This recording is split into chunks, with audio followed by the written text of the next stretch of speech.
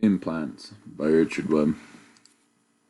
This topic is important to me as a beef cattle producer who uses implants in my in all my feeder calves. It's important to me because if we were forced to stop using implants in our calves, it would have tremendous impact on our profit margin. It would also affect the feed efficiency of the cattle and increase the number of head we would have to grow, and that would increase the amount of greenhouse gas emissions.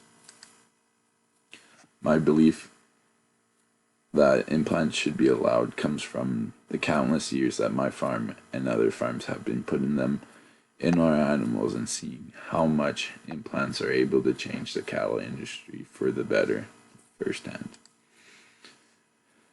How others may see the use of implants as an unnatural way to raise beef.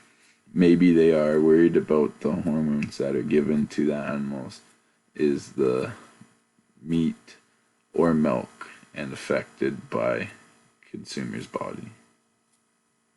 The milk, they might also think that implants cause deformities in the cattle and are unhealthy for them.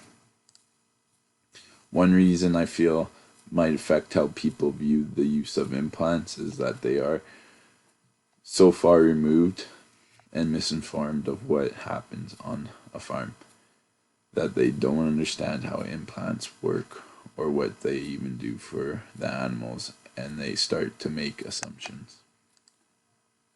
Factors that could influence their viewpoint is how there's a group like PETA and that make false claims about implants and mislead people about the practices that happen on a farm to brand farmers as the bad guy.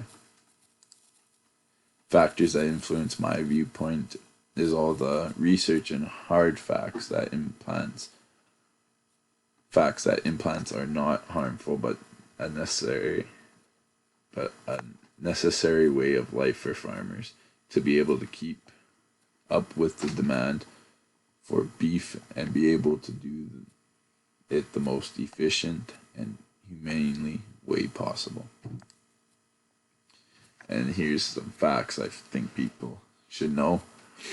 The calorie required to maintain annual U.S. beef production of 26.1 billion pounds without technology. Without beta and androgens, you need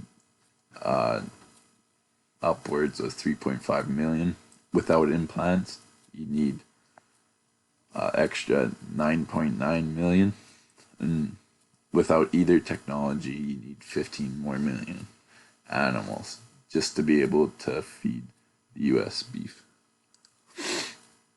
Effects of grain on response to impacts on figure 1 here.